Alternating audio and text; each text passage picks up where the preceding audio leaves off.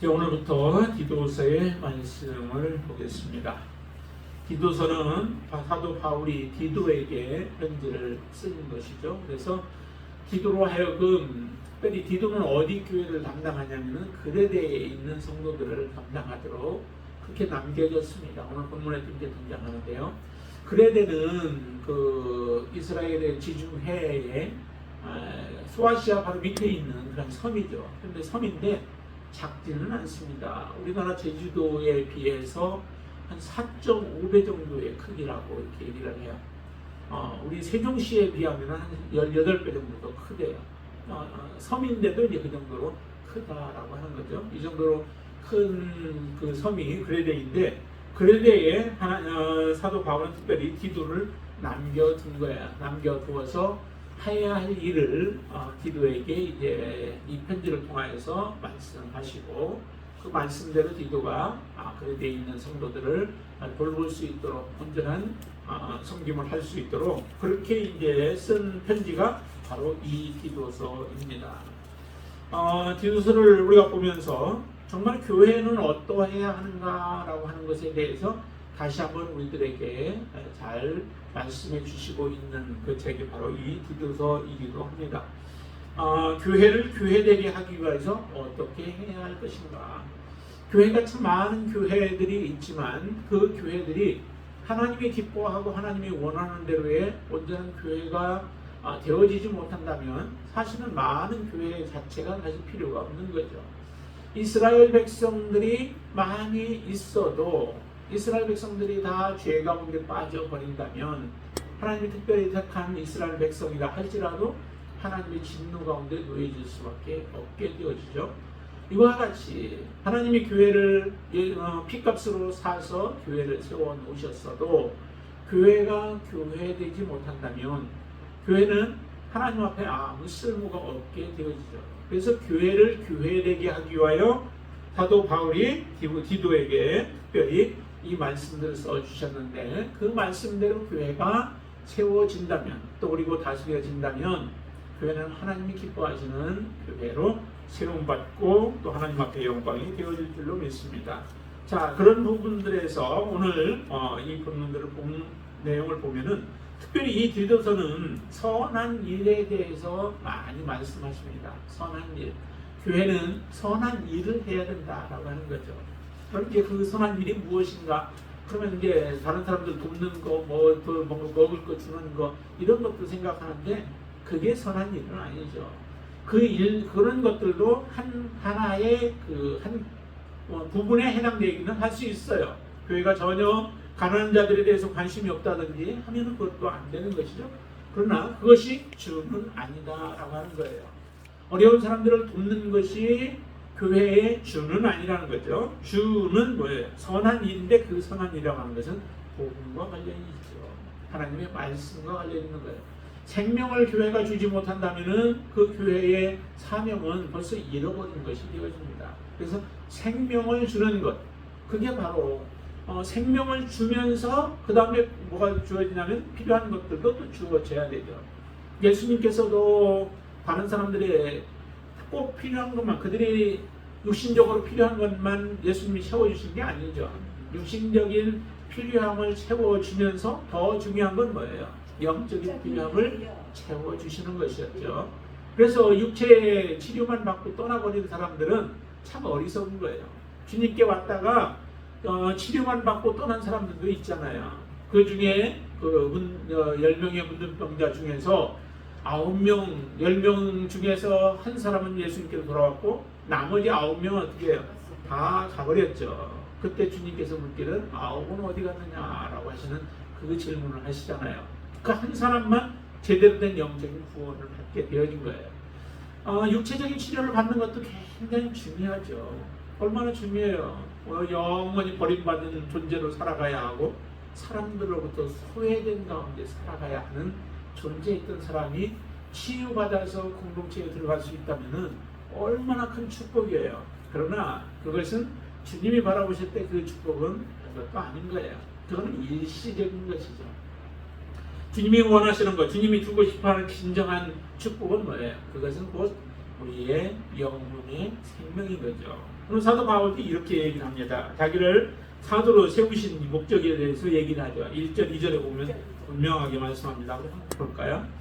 하나님의 종이요 예수 그리스도의 사도인 나 바울이 사도된 것은 사도를 왜 사도를 세우셨는가? 하나님이 택하신 자들의 믿음과 경건함에 속한 자들의 속한 진리의 지식과 영생의 소망을 위함이라. 그렇게 말하면서 이 영생은 뭐라고요?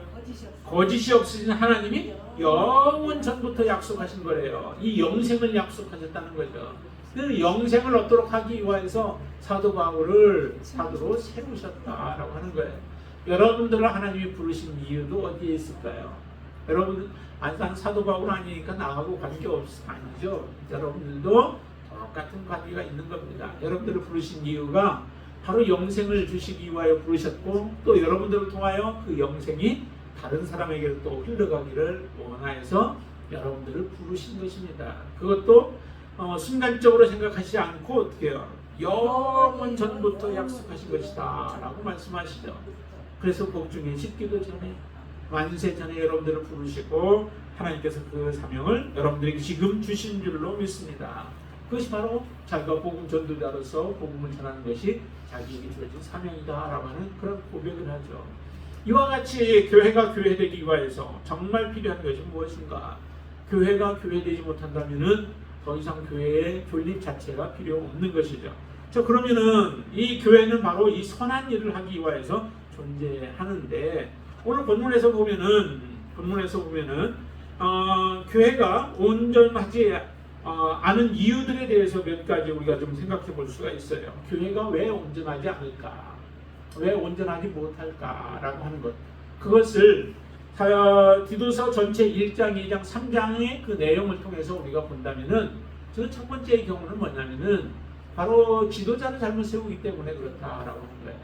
지도자를 바르게 세워놓으면 그 지도자로 말미암아 교회가 바르게 서게 되어진다라고 하는 거죠. 그리고 또 두 번째는 뭐냐면은 친백성을 만들지 못하기 때문에 하나님의 친백성을 만들어야 하는데 그 친백성을 만들지 못하여서 교회가 교회되지 못하고 무너지게 되어지는 거죠.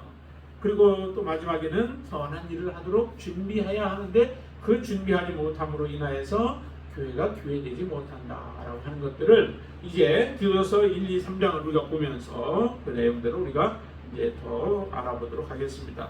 근데 오늘 본문에 보면은 이제 이 그레데라고 하는 곳이 등장을 하잖아요.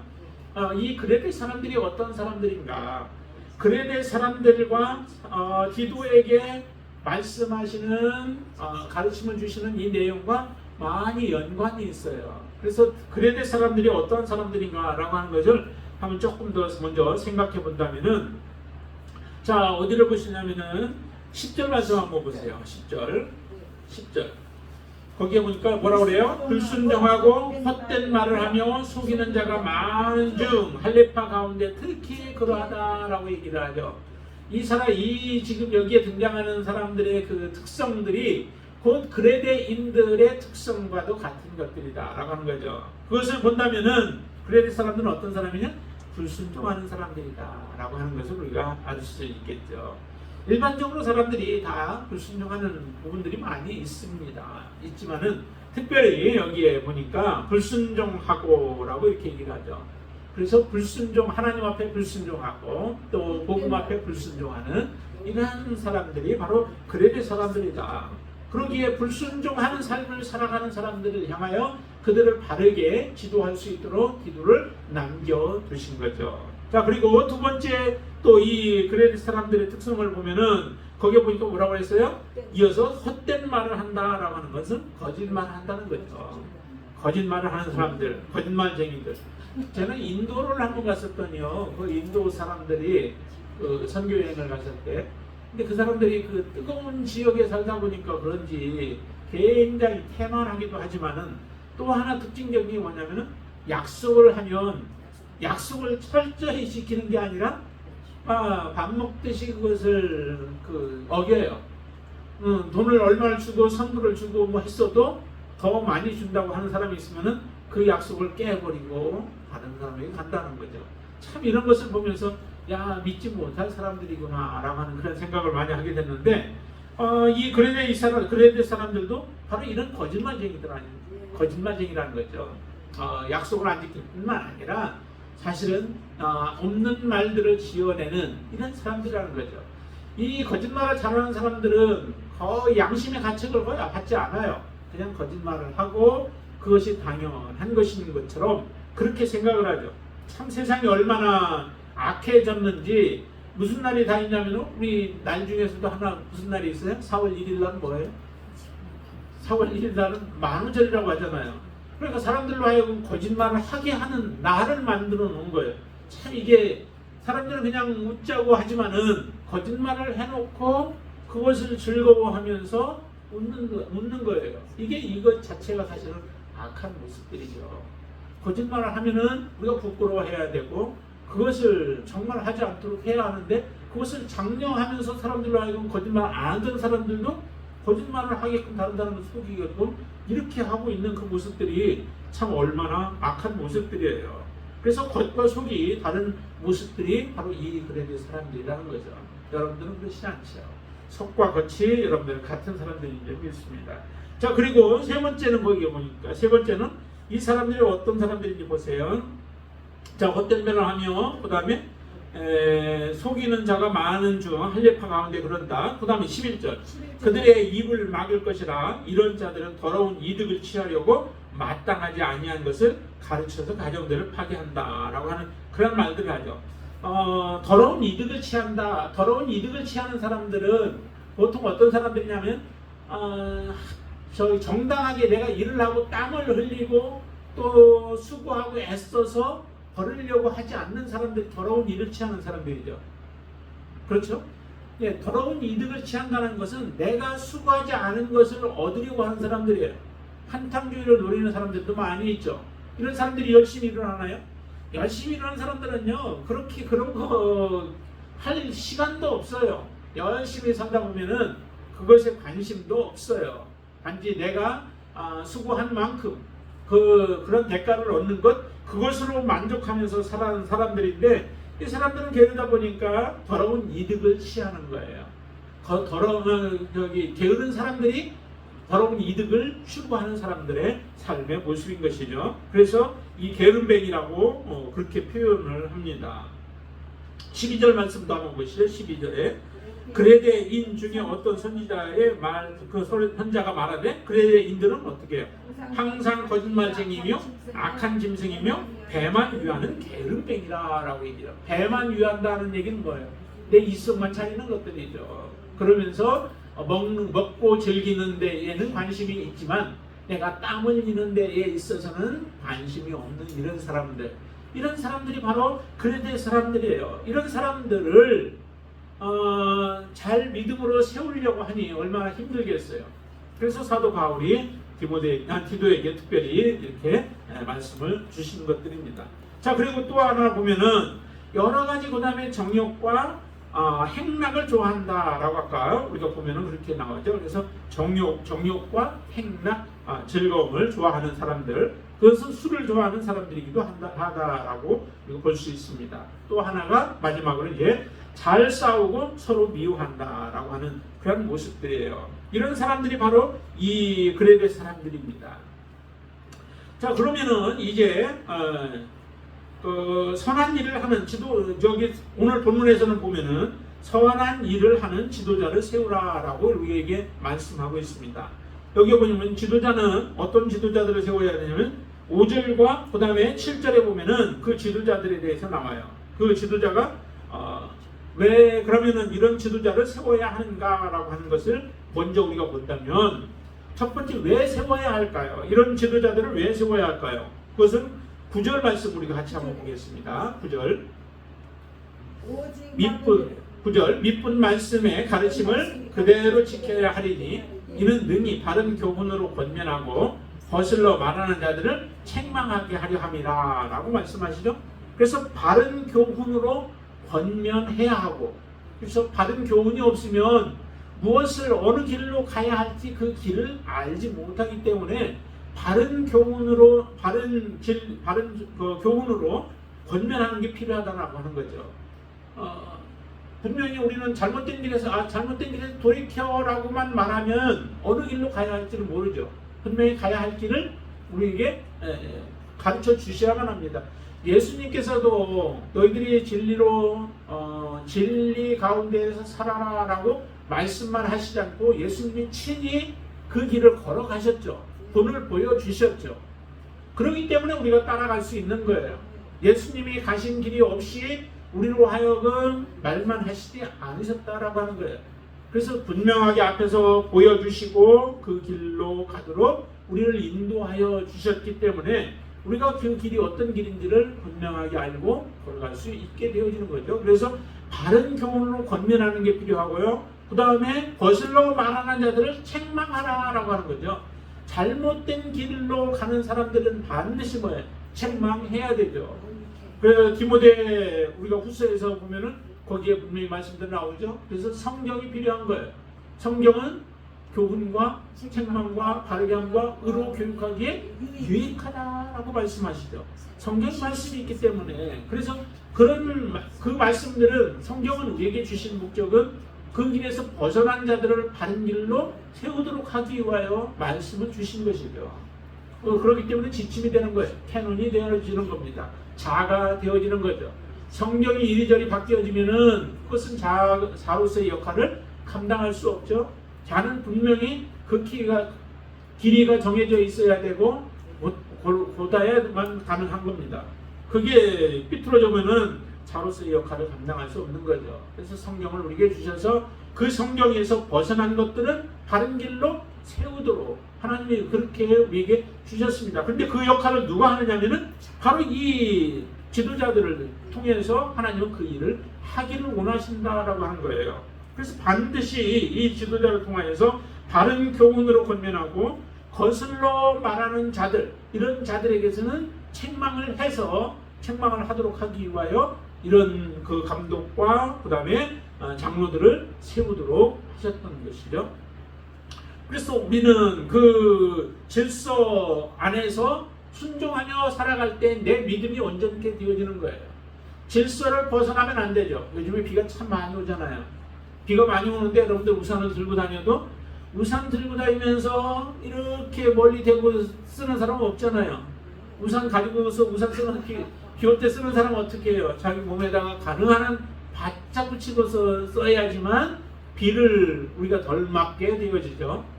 그와 마찬가지예요.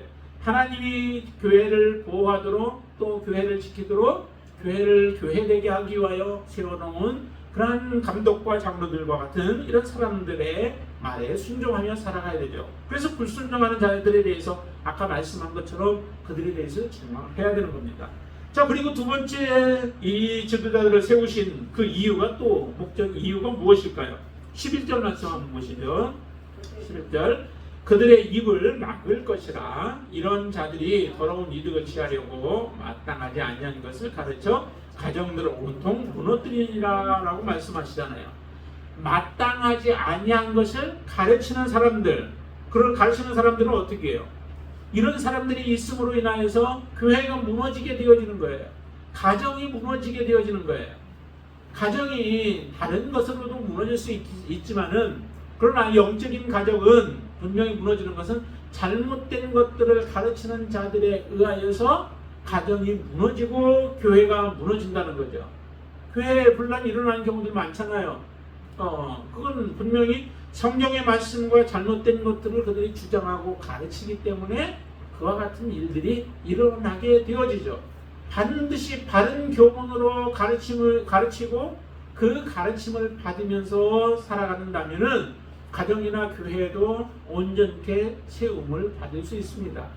바른 가르침이 없을 때에 그 갈 길을 몰라 무너질 수밖에 없는 것이죠. 그래서 마땅하지 아니한 것을 가르치는 자들이 교회를 무너뜨리지 못하도록, 가정을 무너뜨리지 못하도록 하기 위하여 이 감독과 또 그다음에 장로들을 이 사도 바울은 디도에게 세우라고 그렇게 말씀하고 있는 것입니다.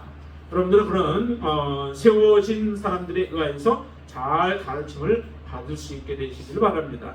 자, 그리고 세 번째 이제 마지막 이런 사람들을 세운 그런 세 번째 이유는 13절과 14절 같이 한번 읽어보시죠. 네 증언이 참되도다. 그러므로 내가 그들을 엄히 꾸짖으리라. 이는 그들로 하여금 믿음을 온전하게 하고 유대인의 허탄한 이야기와 진리를 배반하는 사람들의 명령을 따르지 않게 하려 함이라. 잘못된 자들이 가르침들이 있었다고 말씀드렸죠. 그런데 잘못된 자들의 믿음을 온전하게 하고, 그렇죠? 잘못된 사람들도 가능하면 바르게 세워야 되는 거죠. 그들이 정말 나는 악한 목적으로 교회에 들어와서 교회를 무너뜨리려고 한다면은 그런 자들은 바뀌어지지 않을 거예요. 그러나 알지 못하여서 아니면 다른 잘못된 가르침에 의하여 잠시 미혹된 사람들이라든지 그렇게 해서 믿음이 온전하지 못한 사람들이 있다면 그 사람들을 어떻게 해요? 바르게 가르쳐 주어야 되죠. 그 사람들이 믿음을 온전하게 할 수 있도록. 그래서 잘못된 자들의 믿음을 온전하게 하고, 그 다음에 잘못된 가르침을 따르지 않도록, 더 이상 그들이 교회 안에서 잘못된 가르침을 퍼뜨리지 못하도록 하기 위하여 장로들이 또 감독들이 필요하다라고 하는 겁니다.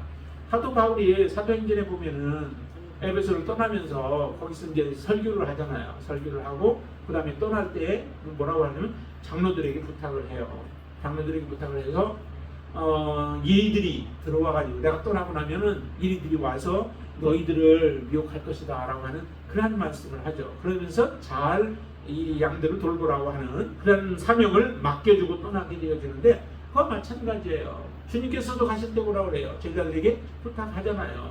너희들이 하나가 되어져서 또 하나님의 말씀 따르라고 그들에게 부탁하여서 하듯이, 이처럼 잘못된 자들이 들어와서 잘못된 가르침을 하려고 할 때에 그것을 바르게 세울 수 있는 그런 교회 안에 지도자가 필요한 거죠. 지도자가 없으면은 우왕좌왕하면서 그들은 갈 길을 잃어버릴 수밖에 없게 되어집니다. 그래서 지도자들을 세우라고 한 거예요. 자, 이렇게 5절 말씀 한번 보세요. 5절에 보면 분명히 이렇게 얘기를 하죠. 5절 자 한번 보시죠. 내가 너를 그레데에 남겨둔 이유는 남은 일을 정리하고 내가 명한 대로 각성의 장로들을 세우게 하려 함이다 라고 얘기하잖아요. 디도를 남겨둔 이 목적이 어디에 있느냐? 그것은 곧 디도를 남겨두어서 장로들을 세우게끔 하기 위하여, 장로들을 세우는 이유가 오늘 아까 본 세 가지 그 목적들이 바로 그곳에 있는 것이죠. 그래서 장로들을 세워서, 감독들을 세워서 이 그레데에 있는 성도들을 온전하게 세우게 하기 위한 그런 목적이죠. 온전하게 세운다는 얘기는 교회가 교회에 되는 역할을 감당하는 거예요. 교회가 온전하게 복음을 증거하고 예수 그리스도를 드러내는 삶을 살아갈 수 있도록 하게 되어지는 거죠. 자, 그러면 어떻게 해야 하는가? 어떻게 그러면 이 장로들을 세울 것인가? 라고 하는 거죠. 자, 첫 번째는 보면은 5절과 6절에 보시면 6절 말씀 한번 더 읽어보시죠. 책망할 것이 없고 한 아내의 남편이며 방탕한 비난을 받거나 불순종하는 일이 없는 믿는 자녀를 상자라야 할지라 라고 얘기하죠. 이게 누구를 세우는 자격이에요? 네, 장로를 세우는 자격이에요. 장로와 감독은 조금 차이가 있습니다.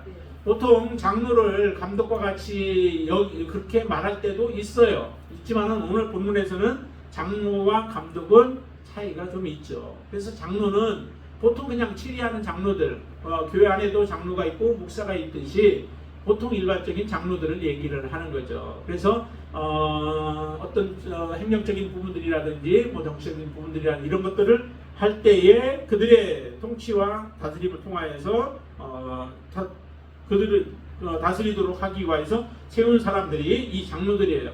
근데 그레데는 좀 큰 섬이라고 얘기를 했잖아요.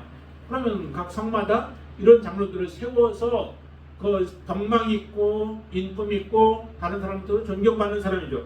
그런 사람들을 세우기 위한 몇 가지 자격이 최소한 주어진 거예요. 그 자격이 뭐예요? 첫 번째가 책망할 것이 없는 한 아내의 남편이어야 된다라고 하는 거죠. 한 아내의 남편, 여러 아내를 두지 않고 한 사람만 두고 그 다음에 그러면서도 그 아내를 잘 돌볼 수 있는 그런 사람이어야 하는 거죠.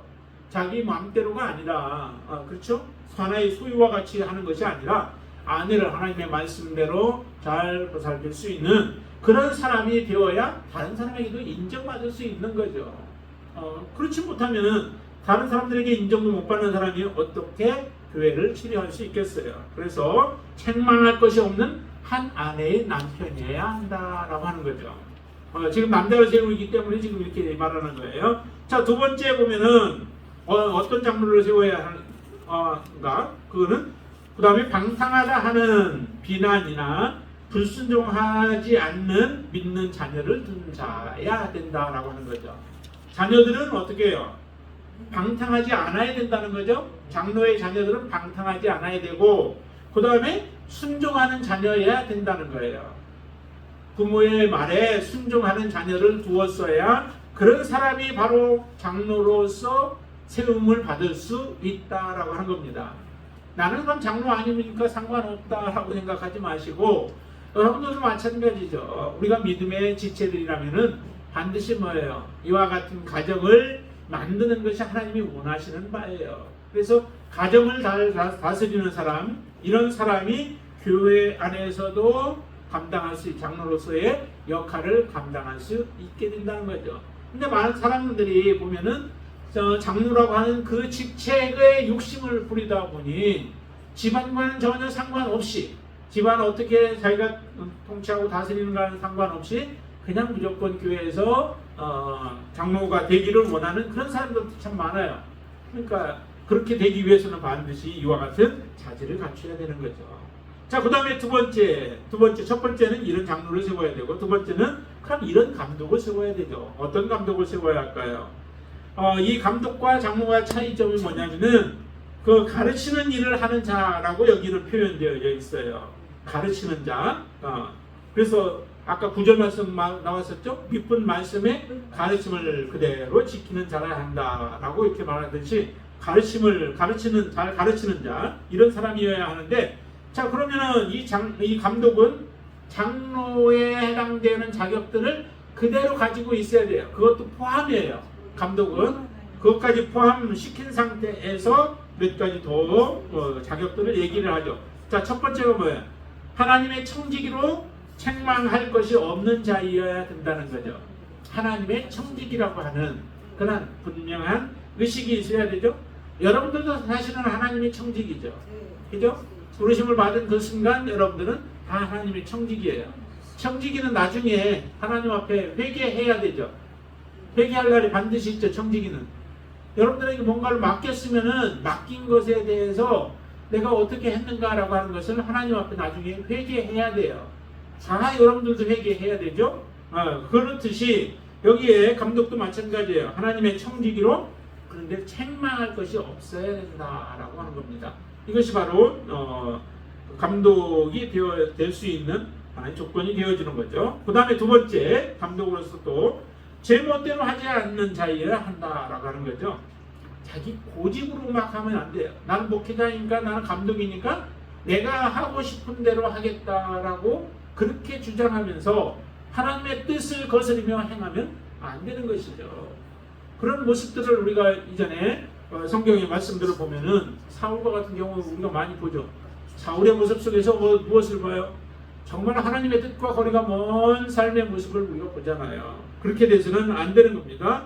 그래서 자기 고집을 버리고 하나님의 뜻을 구하며 하나님 앞에 자기의 생각을 내려놓고 하나님의 뜻에 조정하며 자기의 모든 생각을 조정하며 살아갈 수 있는 사람이 되어야 하죠.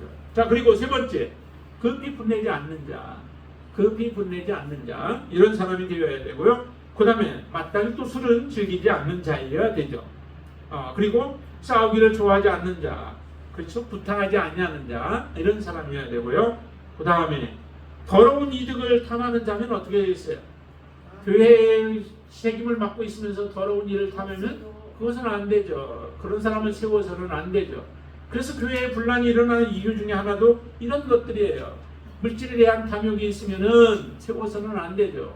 그러면 하나님에게 주어진 물질들을 잘못된 곳에 사용되어지고 잘못된 용도로 사용할 가능성들이 많기 때문에 그런 거죠. 그래서 더러운 일을 우리가 탐하지 않아야 돼요. 정당한 이득을 탐하는 것이야 그거는 필요한 부분들이죠. 자, 그 다음에 나그네를 대접하며 선행을 좋아하는 자.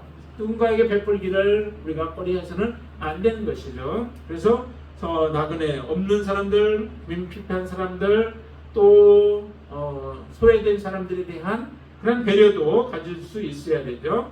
자, 거기에다가 하나 더 한다면은 이제 신중하고 의롭고 그 다음에 거룩하고 절제하고 미쁜 말씀의 가르침을 그대로 지키는 자, 이런 사람이 바로 감독으로 세움을 받아야 한다라고 하는 겁니다. 이런 사람이 감독이 되어졌을 때에 정말 사심 없는 모습으로 교회를 교회되게 만들고 또한 성도를 바르게 인도할 수 있는 그런 자질이 갖추어진 것이죠. 자, 이런 감독을 세워라라고 디도에게 지금 명령하고 있습니다. 자, 그러면 마지막 우리가 어떻게 해야 하는가 중에서 이런 장로들과 감독들을 세웠다면은 그 다음에 10절부터 16절까지 말씀 한번 좀 볼까요? 10절부터 16절까지 쭉 내용들 아까 우리가 한번 읽어봤으니까 보시면 거기에서 뭘 볼 수 있냐면은 이런 거짓된 자는 엄히 다스려라 라고 하는 거예요. 이런 거짓된 자가 아까 제가 말씀드렸을 때 어떤 사람들이에요? 그레데 사람들과 같은 사람들이죠. 그러나 그레데 사람만이 아니라 이와 같은 그레데 사람들의 본성과 같은 모습들을 가지고 있는 사람들에 대해서는 반드시 뭐하라? 그들은 이렇게 엄히 다스려라 라고 하는 거예요. 자, 거기 엄히 다스리라고 하는데 어떻게 말했는지 보세요. 11절 말씀 보세요. 11절 뭐라고 그래요? 그들의 입을 막을 것이라 라고 하는 거죠. 그들의 입을 막아서 헛된 것들을 가르치지 못하게 하라는 거예요. 그들이 교회를 해방 놓지 못하게 하라는 거예요. 그래야 교회가 교회되죠. 그들의 입을 벌려서 멋대로 짓거리게 만들어버리면 교회는 혼란이 일어날 수밖에 없는 것이죠. 그래서 입을 막아라 라고 말씀하고 그 다음에 또 엄히 꾸짖으라는 거죠. 그들은 꾸짖어야만 바르게 세워질 수 있기 때문에 그래요. 그래서 엄히 꾸짖고 그렇게 해서 결국에는 목적이 어디 있어요? 온전하게 하는 데에 있는 것이죠. 자, 13절 보세요. 13절 이 증언이 참되도다. 그러므로 내가 그들은 엄히 꾸짖으라. 이는 그들로 하여금 믿음을 어떻게 해요? 네, 그렇게 해야 온전하게 하는 것이죠. 믿음을 온전하게 할 수 있기 때문에 그런 거예요. 잘못된 것을 그대로 방치해 두면은 그들은 자기가 옳은 줄로 알고 그 잘못된 것을 가르침으로 인하여 온 성도들을 암덩어리와 같이 점점 그 암덩어리를 커져가죠. 이렇게 되어서는 안 된다라고 하는 거죠. 그래서 그들에게 되는 엄하게 꾸짖어서 그들이 더 이상 말을 하지 못하도록 또 그리고 잘못된 것들을 퍼뜨리거나 가르치지 못하도록 교회를 단단히 지켜보아야 해라. 그래야 교회가 교회되어져서 하나님의 영광을 드러내게 되어진다는 거죠. 우리가 이런 사람들에 대해서 이렇게 엄히 다스리는 것도 중요하지만은 또 여러분들에게 더 중요한 것이 있다면 그게 뭘까요? 그것은 여러분들이 이와 같은 것에 빠지지 아니하는 거죠. 여러분들이 이 사람들과 같은 그런 자들이 되지 아니하는 거예요. 그러니까 나쁜 말들을 퍼뜨리지 아니하고 또 잘못된 가르침들을 여러분들이 행하지 아니하면서 교회 안에 온전한 가르침 가운데 바르게 서는 것이 중요하고 혹시라도 우리가 잘못된 것에 빠졌다면은 그 가르침을 우리가 받아들여서 속히 우리가 회개하고 돌이키는 것들이 정말 중요한 거죠. 그게 바로 내가 사역길이기 때문에 그렇습니다. 여러분들은 지금까지 그래도 믿음 안에 바르게 서서 살아가고 계신데 우리가 이런 하나님의 말씀을 통하여서 다시 한번 우리 믿음을 다시 한번 돌이켜보고 내가 혹시 이와 같은 미혹 가운데 빠진 것들은 혹시 있지는 않았었는가? 내가 살아오면서 믿음 생활을 해오면서 또 그것에 미혹받지는 않았었는가? 또 혹시라도 미혹받아서 그런 사상과 생각이 내 안에 계속 남아있으면 하나님의 말씀을 제대로 보는 데에 그게 또 굉장히 큰 영향을 미쳐요. 내가 가지고 있는 잘못된 생각이 깨어지기 전까지는 하나님의 말씀을 제대로 보지 못하더라고요. 색안경을 끼면 어떻게 해요? 반드시 그거는 색안경을 끈 모습으로 보여지죠. 빨간 안경을 쓰게 되면 빨간 안경으로 보여져요. 이런 색안경과 같은 것이 우리가 잘못된 가르침들이나 이런 것에 의하여 우리가 그렇게 되어질 수 있습니다. 그것은 반드시 우리가 버려야 되죠. 오늘 우리가 이렇게 하나님의 말씀들을 하나하나 보는 것도 혹시라도 우리 안에 색안경을 끼고 있다면 그것을 벗어버리는 시간들이 되어지고 내가 하나님 말씀 안에 바르게 서는 그런 시간들이 이 시간을 통해서 여러분들에게 되어질 수 있게 되길 바랍니다. 그리고 또 기도하면서 하나님 앞에 더욱더 가까이 나아갈 수 있게 되길 바랍니다. 먼저 기도하겠습니다.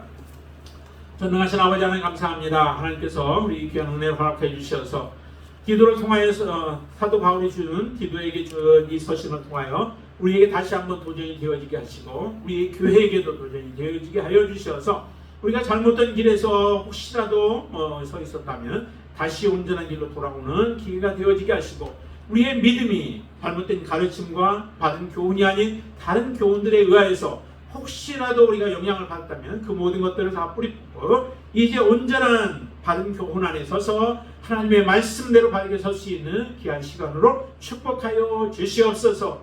바른 교회가 교회되게 하기 위해서는 온전한 감독과 장로들을 바르게 세우고 또한 그들을 통하여서 가르침을 받는 것들이 잘못된 것을 책망하고 또 어미 꾸짖음으로 인하여서 바른 교훈 안에 믿음 안에 살아가는 그 삶인 줄로 믿습니다. 우리가 이렇게 살아갈 수 있도록 주님 역사하여 주시옵소서. 예수님의 이름으로 간절히 기도드리옵나이다. 아멘.